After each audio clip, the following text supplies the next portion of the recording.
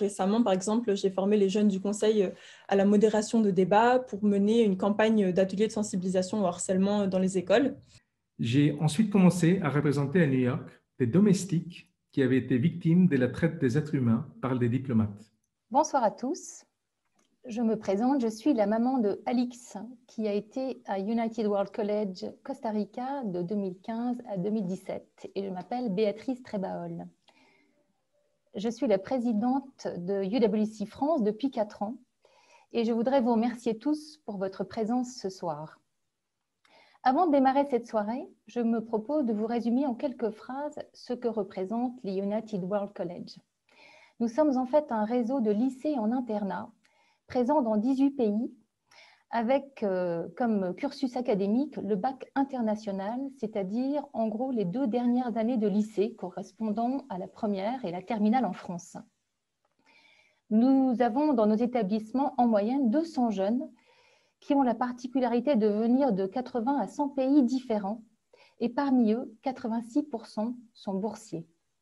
Mais ce qui nous singularise à United World College, c'est que ces jeunes sont sélectionnés dans un peu plus de 150 pays, 150 comités nationaux, et moi-même, je représente le comité français.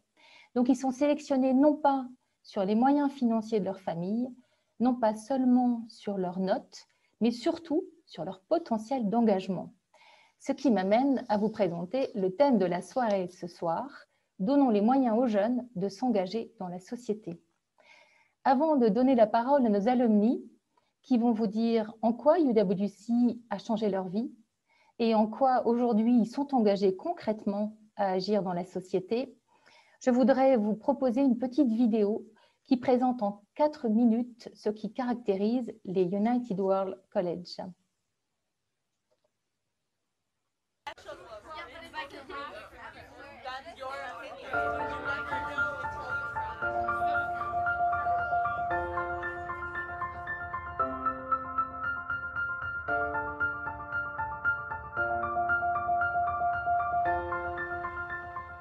We have this community of people from around the world who all work together with a goal of peace and the sustainable future for all of us.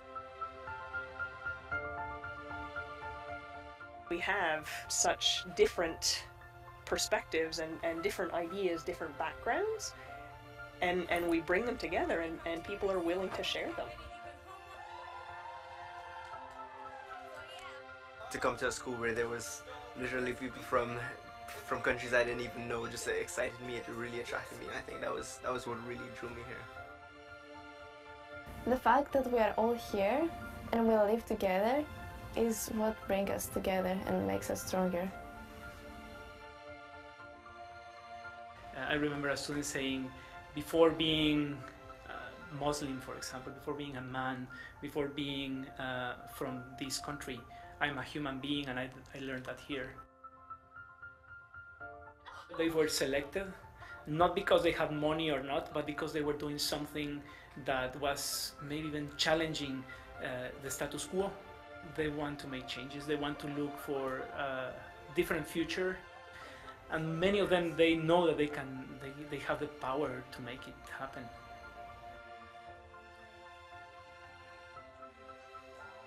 I would love to continue like in a major that will make me able to do something in the world, like to make a difference.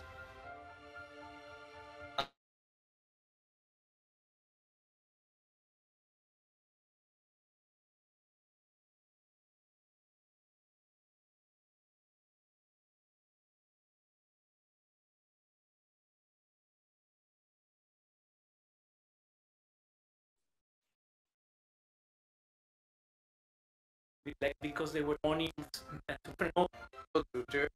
Make me able to do something in the world, like to make a difference. I came from a school system where everything was very linear and I could immediately see what was coming next for me. We're kind of allowed to do what we want in order to further our learning. If I want to build a vacuum cannon in the physics lab, if I want to build a canoe, then I can do that. If we could enable the students to make mistakes and also to challenge us. In my mind, that's the biggest thing we can do, simply to enable them to challenge. Everybody, the moment they step on campus, is stepping out of their comfort zone. That sense of actually being somewhere when a lot of things are not familiar actually enables an acceleration of learning and understanding. I found a lot of possibility in my life. I started to try a lot of new things I never tried before. We have an amazing relationship with our teachers where hands-on learning, we make it a reality instead of a construct.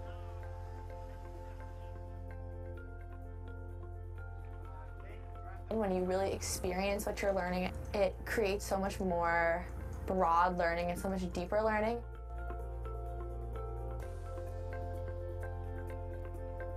We're constantly discovering new things, and that's, for me, changing the way I see education. I don't see it as a classroom anymore. I don't see it as an institution. I see it as a way of going through life.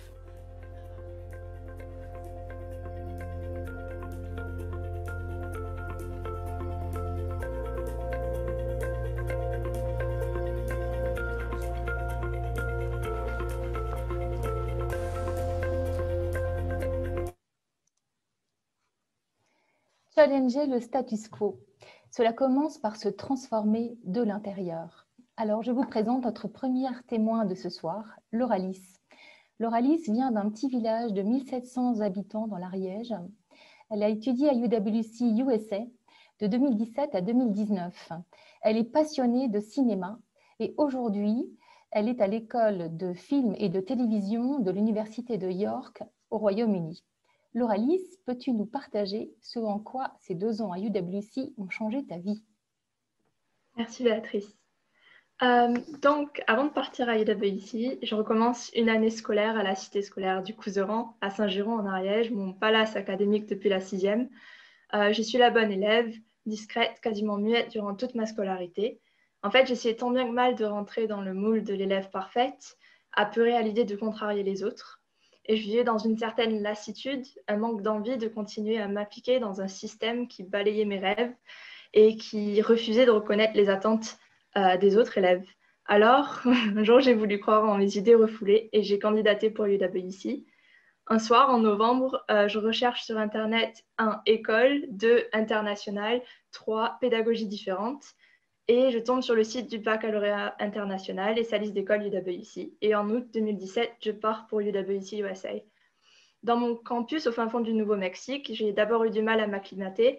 La langue a été difficile. Puis à mesure que mon anglais s'est amélioré et que j'ai commencé à exprimer ma personnalité et mes idées, je me suis rendu compte que pour la première fois, j'ai été écoutée. Au piano, j'ai laissé mon morceau de Chopin de côté pour étudier la musique des Balkans, des Asturies et d'Indonésie. J'en ai mélangé en fait toutes les saveurs pour créer la palette de couleurs qui pour toujours allait me peindre. Et à la caméra, j'ai joué sur les ombres et appris à zoomer sur les détails oubliés. UWC a changé ma vie parce que j'ai gagné une voix pour expliquer mes idées aux autres sans avoir peur que celles-ci soient désaccordées ou enrouées. J'ai réussi à exprimer les valeurs qui me composent et embrasser ma personnalité. UWC m'a donné un sens de la perception plus grand, un objectif en fait grand angle qui m'aide dans mes interactions avec les autres et dans la conception des messages de mes films. Avec mes films réalisés à UWC avec mes amis et ceux que j'écris maintenant, j'utilise ma voix pour contribuer au développement du 7e art, un art qui reflète les merveilles de ce monde et comme toutes ses plus belles imperfections. Et je sais que les idées que j'ai apprises à UWC et celles d'autres artistes auront le pouvoir de guider le cinéma vers la direction qu'il mérite. Aujourd'hui, en tant que jeune vidéaste, j'emporte avec moi les visions et histoires de tous ceux que j'ai eu la chance de connaître à UWC. Ils sont ma richesse et ma plus grande source d'inspiration. UWC m'a donné une voix pour transmettre mes idées et mes valeurs. Merci Lauralis pour ton témoignage. Vous le savez peut-être, mais UWC existe depuis 1962.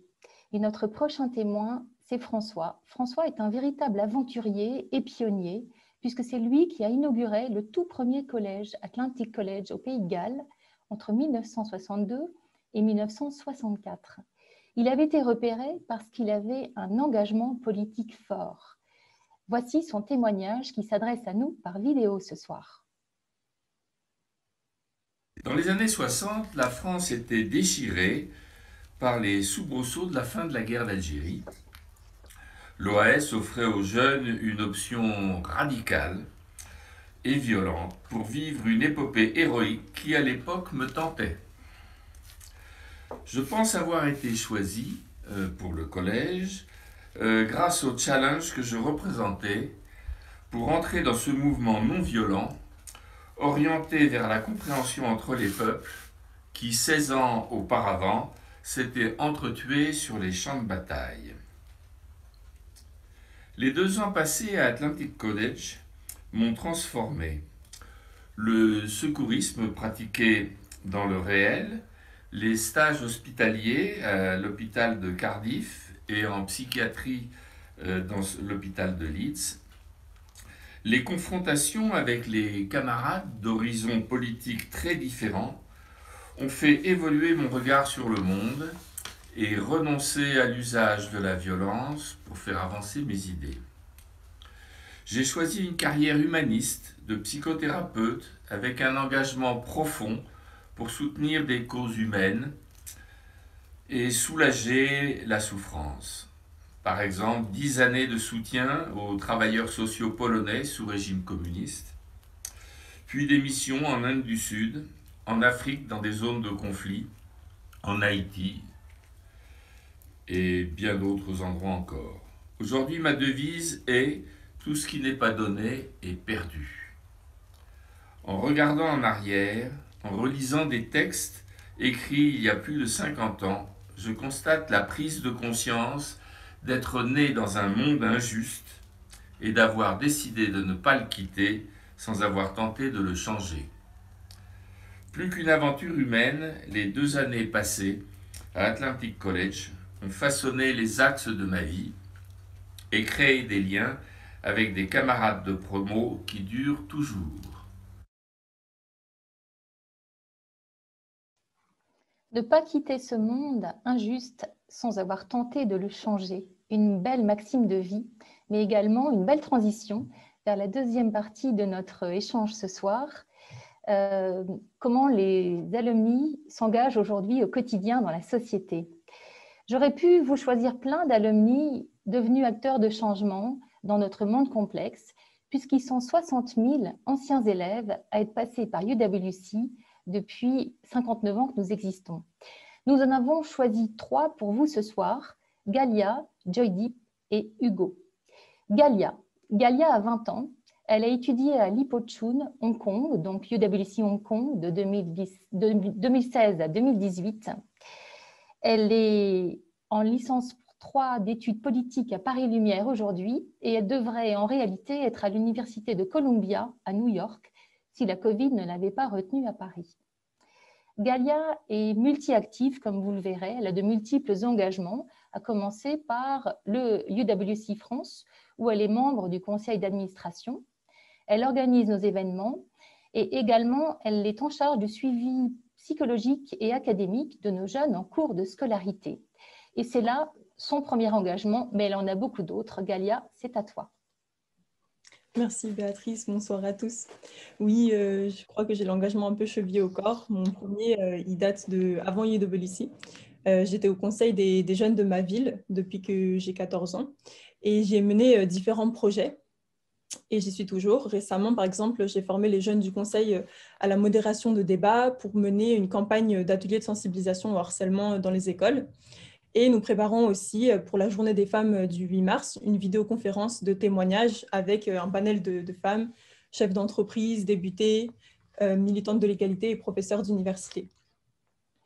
Donc un engagement de longue date que tu poursuis depuis encore aujourd'hui.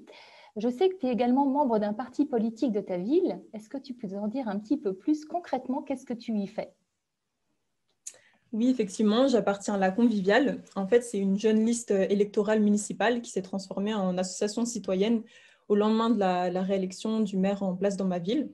L'idée, c'était d'engager la transition écologique sans attendre. Donc, nous avons organisé notamment un événement qui s'appelait Ville fruitée, un peu une reprise humoristique du label Ville fleurie. En effet, une ville esthétique avec des fleurs hollandaises jetables, c'est bien. Mais en temps de crise, une ville qui nourrit ses habitants dans le besoin, notamment les étudiants, c'est mieux. Donc, des arbres fruitiers plutôt que des platanes. En effet, il fallait y penser. Tu es donc doublement engagé à transformer ta ville. Est-ce qu'au quotidien, dans ton université, peux-tu nous dire ce que tu as mis en place? Oui, alors en tant qu'étudiante en licence 3 aujourd'hui, j'ai créé cette année un bureau des étudiants associatifs, dont je suis coprésidente, parité oblige. Associatif car le but c'était de se réunir autour d'un projet d'entraide avec mes camarades. Donc on a créé un réseau de sociabilisation avec les étudiants primo-arrivants de Nanterre notamment, souvent isolés à cause de la barrière de la langue et en plus avec la situation actuelle. De plus, j'ai lancé une initiative de tutorat. Effectivement, moi, j'ai bénéficié d'une éducation élitiste avec l'UWC et il me semblait important de partager les méthodes qui m'ont permis de réussir. Et en fait, ça a été une vraie leçon d'humilité pour moi parce qu'au contact des étudiants et étudiantes tutorés, qui étaient les premiers souvent et premières de leur famille à rentrer à l'université, j'ai constaté combien j'avais encore à apprendre de leur ténacité et de leur courage, eux et elles qui finalement avaient déjà fait l'école de la vie. Et enfin, inspirée par la formation de peer supporter que j'avais suivie à UWC et compte tenu de la crise actuelle de la santé mentale des étudiants, je crée en ce moment une micro-formation pour des futurs pairs écoutants qui pourront soutenir les étudiants français psychologiquement dans les mois à venir. Aide aux nouveaux étudiants, tutorat, formation en soutien psychologique. Du haut de tes 20 ans, en fait, à Galia, tu es déjà dans la transmission. Bravo à toi. Oui, alors j'ai enfin un dernier engagement que j'aimerais bien partager. C'est auprès d'un mouvement de jeunesse, un jeune mouvement plutôt politique qui s'appelle le CORECOF, le Conseil représentatif de la communauté haïtienne de France. Et un de ses premiers projets, c'est de provoquer un changement constitutionnel afin que la diaspora haïtienne puisse avoir un droit de vote au présidentiel. Et j'ai accompagné ce mouvement global à ses débuts en tant que responsable de la communication digitale notamment, et aujourd'hui je suis relayée par des professionnels.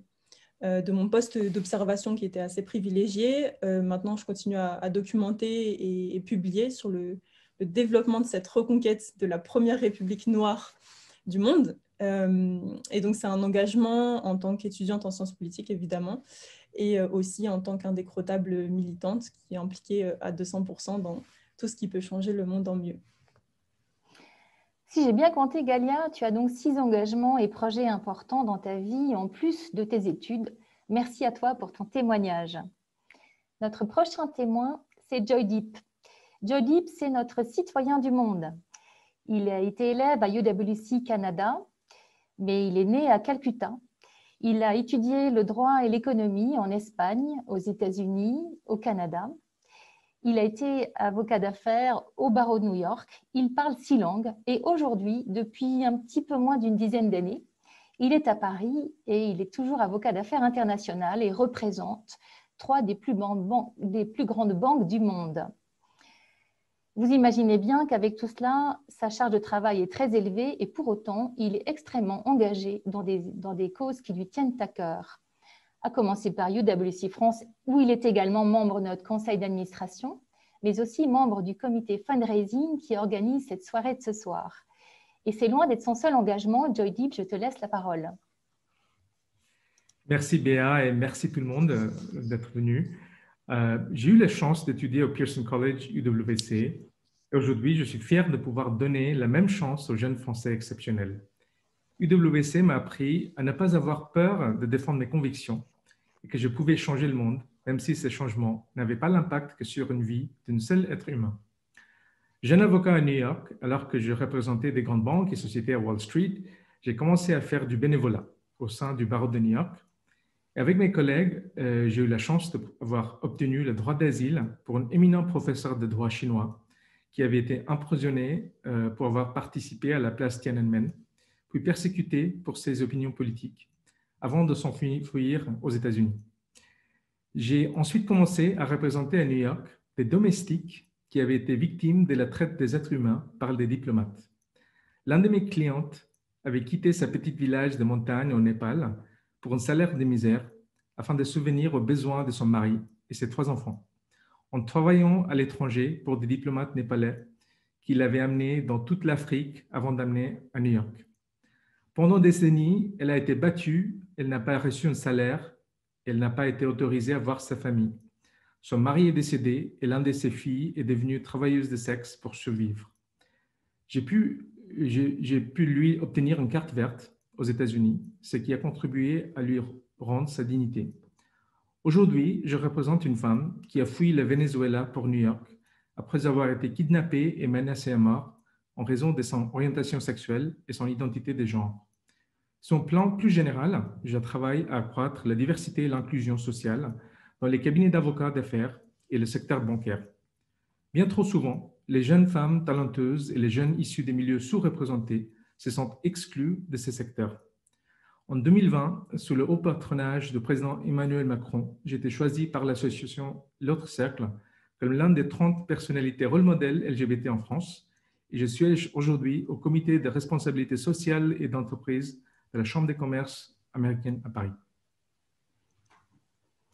Merci Joydeep de mettre tes compétences au service des autres et de contribuer ainsi à un monde plus juste. UWC est né pendant la guerre froide, avec une vocation d'unir les peuples pour un monde plus pacifique. Alors pour terminer cette deuxième partie, je voudrais vous présenter Hugo et Maurice, tous deux engagés dans la diplomatie. Hugo est jurassien d'origine. Il a étudié à UWC Adriatique en Italie de 2012 à 2014.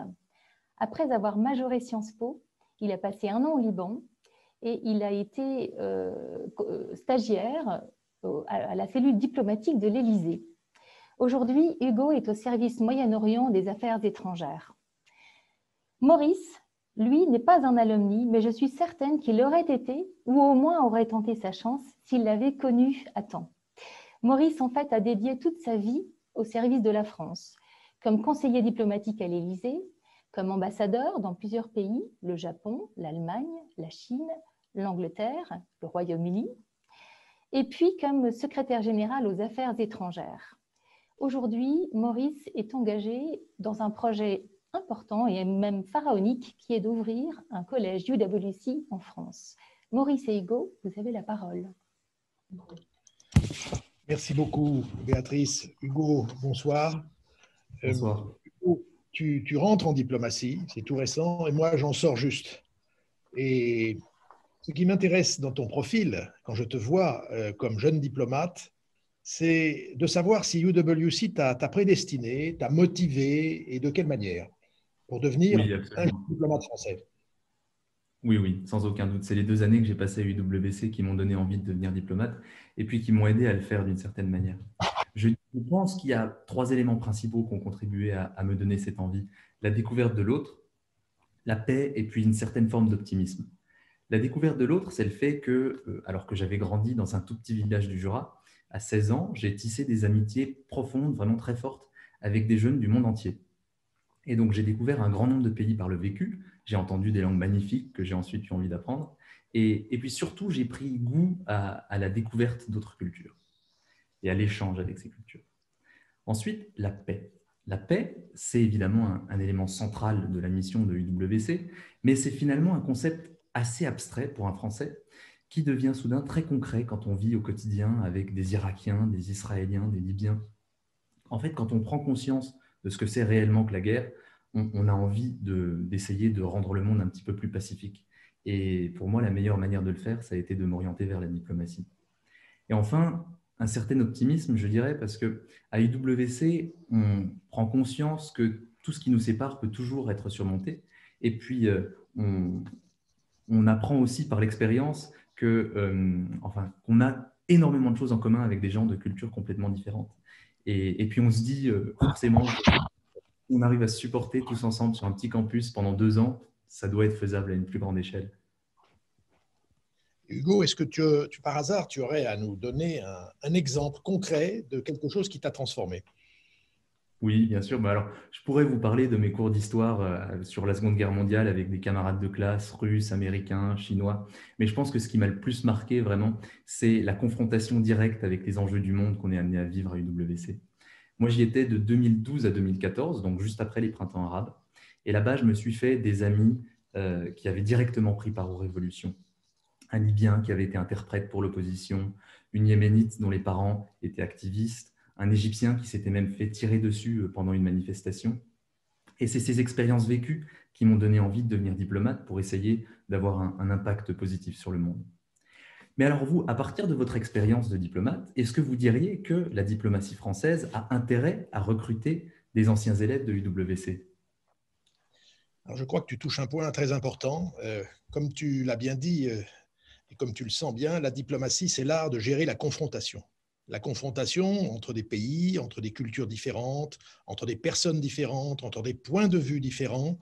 Et il faut éviter que ces confrontations entre personnes différentes de toute nature ne tournent à l'affrontement. Alors, je suis convaincu que plus que jamais, nous avons besoin de candidats diplomates qui ont déjà une expérience de ces confrontations. Parce que je suis convaincu que le vivre ensemble, tel que tu l'as décrit, dans les collèges UWC, sur 4 continents, entre personnes d'origine différentes, sur le plan culturel et sur le plan des idées, permet de comprendre l'autre. C'est ça qui est important, comprendre l'autre tout en restant soi-même. Parce que chaque jeune Français sur un campus UWC, il représente aussi la France. Et donc, c'est un apprentissage. Qui suis-je pour parler aux autres? Comment puis-je recevoir leurs paroles? Et je pense que si on comprend l'autre, on le respecte. Et ça, c'est une clé. Alors, je pense que cette compréhension et ce respect, eh bien, les alumni de UWC l'ont. C'est un atout énorme et c'est un formidable atout qui leur permet, je dirais, d'entrer de plein pied dans un métier comme celui de la diplomatie. Donc, la compréhension et le respect. Merci Hugo et merci Maurice pour votre témoignage en duo. Alors maintenant, je vous propose une petite respiration avec Fatima, Sophie, Raphaël, Paul et Shidima. I am Fatima Arabzadeh and I'm from Afghanistan. My name is Sophie and I'm from Denmark. And I am Raffaele from Italy. The United World Colleges is a movement of 17 schools that brings together students from all around the world for the final years of high school. All with the purpose of educating us to be young leaders and positive change makers. It's a catalyst. It's a platform for change. It is not change itself, but it's a platform for people where they can grow and hope to instigate change in the future. At UWC, we have always been more than an international school. Diversity is at the core of what we do. And we look for students in the most unlikely places.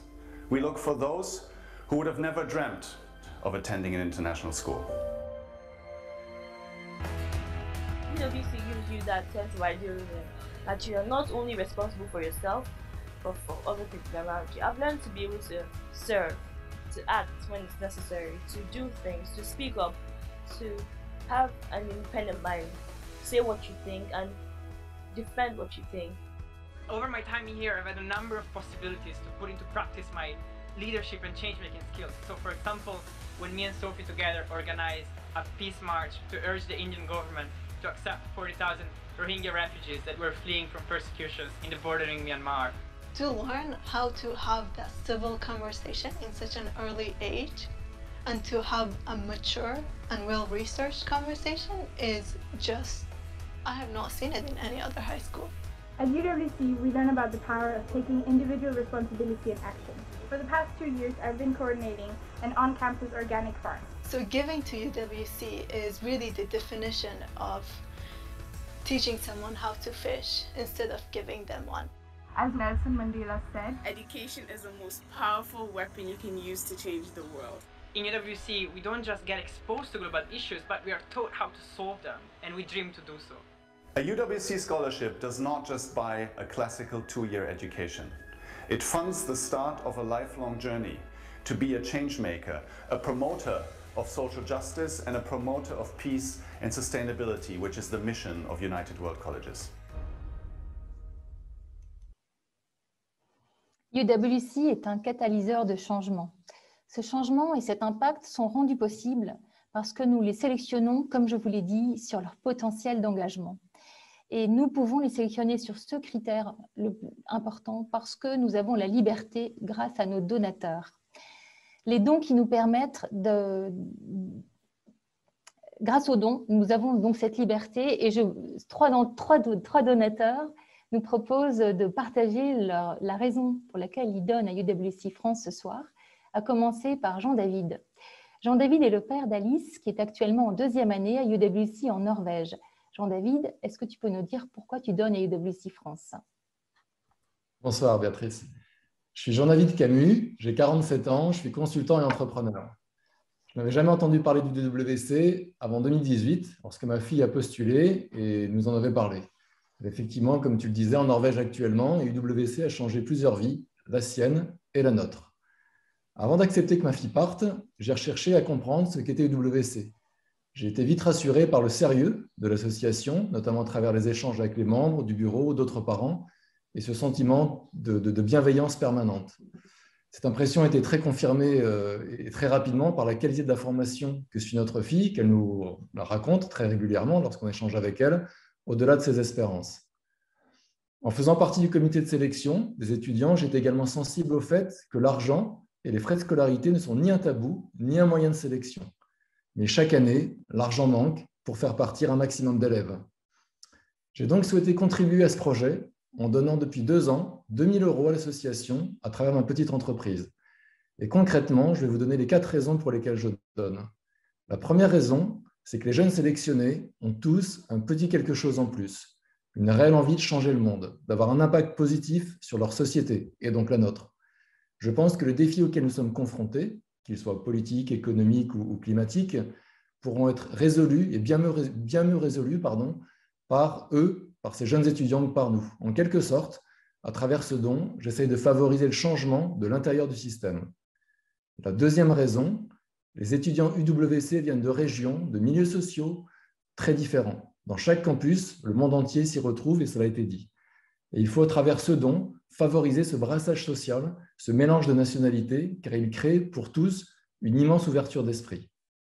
La troisième raison, elle est simple, je suis une toute petite PME, je n'ai pas de grand plan stratégique de type RSE, de grand plan de mécénat, mais je pense que ce don est très concret, très utile. Même si je ne connais pas le nom de l'étudiant ou de l'étudiante qui en bénéficie, je sais que grâce à ce modeste don, une personne de plus va vivre une expérience unique qui va changer sa vie. Ça me fait juste plaisir de donner sans contrepartie, sans communiquer sur cela pour mon entreprise. Mais évidemment, une raison très, très simple, 66% de ce don est déductible de l'impôt sur les sociétés. Donc, je me dis que le coût réel est très raisonnable par rapport à d'autres dépenses que j'aurais pu faire et qui, avec le recul, sont bien moins indispensables. En conclusion, donner, la cause est juste, et il n'y a pas de petits dons, et UWC a clairement besoin de nous tous. Merci. Je donne pour favoriser le changement de l'intérieur du système. Merci Jean-David pour ton témoignage éclairant de parents et de donateurs.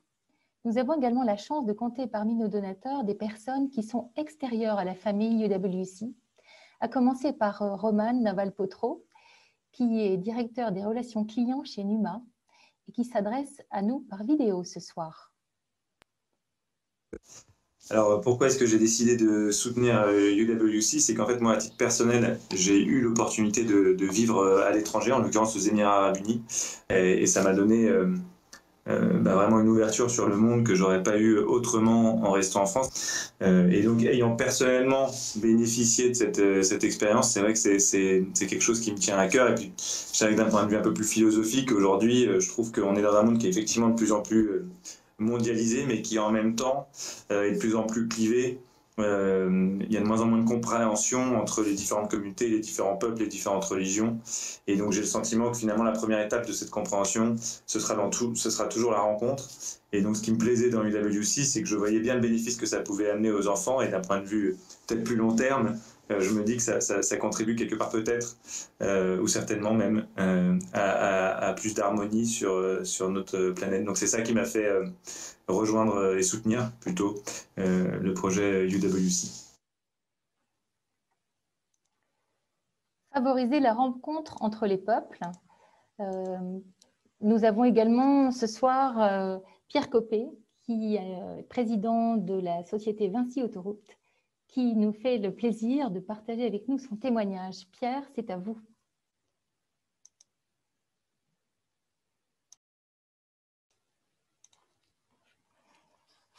Alors Pierre, apparemment un petit problème technique. Je pense qu'on va continuer. Je ne vous l'ai peut-être pas dit, mais le week-end dernier, nous avons sélectionné 15 jeunes incroyables.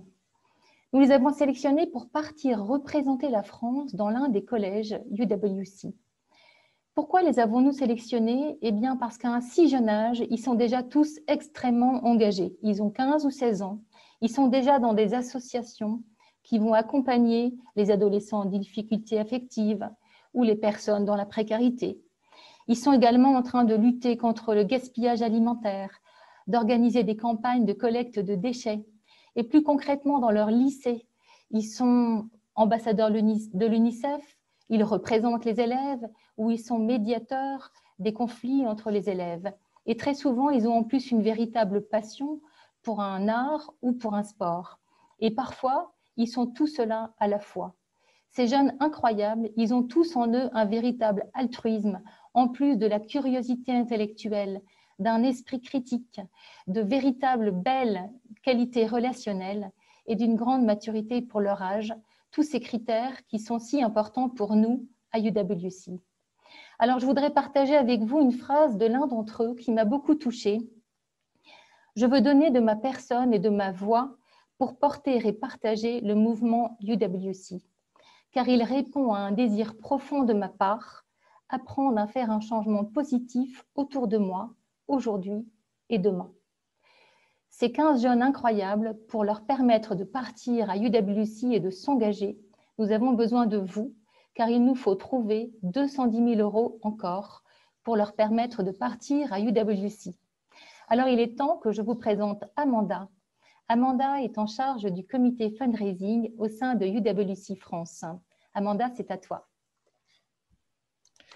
Merci Béatrice. Et tout d'abord, merci à vous tous qui nous avez rejoints ce soir pour l'intérêt que vous portez à UWC et pour votre écoute. En effet, les deux sont essentiels car c'est par l'écoute que passe le partage et la générosité. Et cette générosité, nous en avons besoin plus que jamais, comme Béatrice vient de nous le dire. Alors, 86%, sachez-le, c'est un chiffre qui n'est pas très connu, 86% de nos jeunes partants dans les collèges UWC sont en fait boursiers. Et ces bourses, c'est grâce aux dons que nous recevons de particuliers ou d'entreprises que nous pouvons les financer. UWC est une association, loi 1901, reconnue d'intérêt général. Les dons des particuliers donnent droit à, comme l'a dit tout à l'heure Jean-David, 66% de réduction du montant du don sur l'impôt sur le revenu. Donne droit également à 75% sur les contribuables assujettis à l'impôt sur la fortune immobilière et 60% pour les entreprises. Alors, il y a bien sûr plusieurs manières de donner. Il y a, comme vous le voyez à l'écran, des dons en argent, alors ou via la plateforme sécurisée Helloasso par paiement sécurisé en carte bleue, ce qui, je vous le rappelle une fois de plus, donne droit à 66% de réduction d'impôt. Et si vous êtes une entreprise, une fois de plus, comme l'a dit Jean-David, c'est également déductible de l'impôt sur les sociétés. Et si vous êtes assujetti à l'impôt sur la fortune immobilière, alors on vous propose de nous contacter directement via Béatrice, notre présidente, et dont vous voyez le mail sur la slide.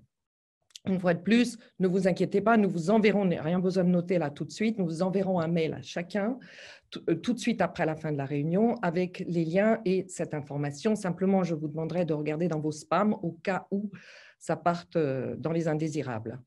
Mais il n'y a pas qu'en argent qu'on puisse donner, il y a également d'autres façons de contribuer.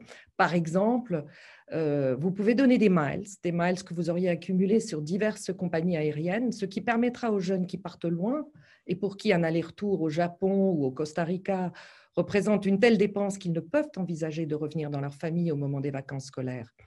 Donc, il y a, comme vous l'avez compris maintenant, 18 destinations possibles.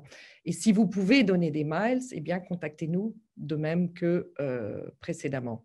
Enfin, et je pense que toutes les idées sont les bienvenues, mais il y a d'autres manières de donner. Et si vous avez, par exemple, un bien immobilier à vendre en région parisienne, eh bien, Philippe Gaudry, le papa d'un jeune qui est parti l'année dernière et qui est à l'heure actuelle à UWC USA, va vous présenter son initiative dans la vidéo qui suit.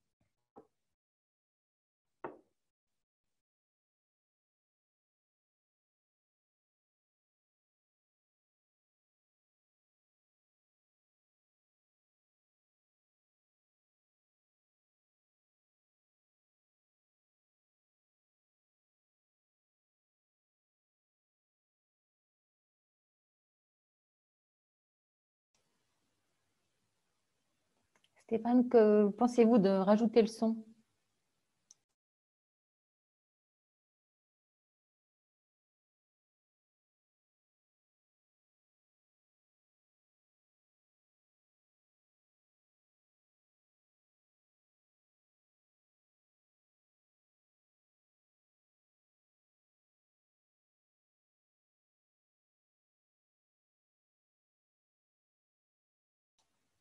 Petit problème technique, pas de son sur cette jolie vidéo que Philippe a pris le temps de faire pour nous ce soir. Voilà. Bonjour, je suis le père de Elias Gaudry, qui est actuellement étudiant à UWC Montezuma aux États-Unis. Elias a commencé son process d'intégration il y a un peu plus d'1 an et demi. On ne savait pas exactement ce qu'était UWC, mais on l'a soutenu. On l'a soutenu dans sa démarche et puis on a découvert petit à petit la richesse de l'expérience et de l'opportunité de UWC. Donc, pour en faire profiter d'autres étudiants, on a décidé avec mon associé Franck April de mettre à disposition nos agences immobilières du centre de Paris pour récolter des fonds pour UWC France. Donc, pour tout appartement qui sera amené à la vente dans une de nos agences, on reversera 15% de la commission d'agence à UWC France. Et on espère que ça permettra à beaucoup d'étudiants qui n'en ont pas les moyens actuellement de bénéficier de cette expérience, de bénéficier de l'expérience et de la chance que peut représenter UWC. Petite précision, c'est évidemment si quelqu'un mandaté par UWC apporte un bien à vendre à l'agence que la commission sera reversée.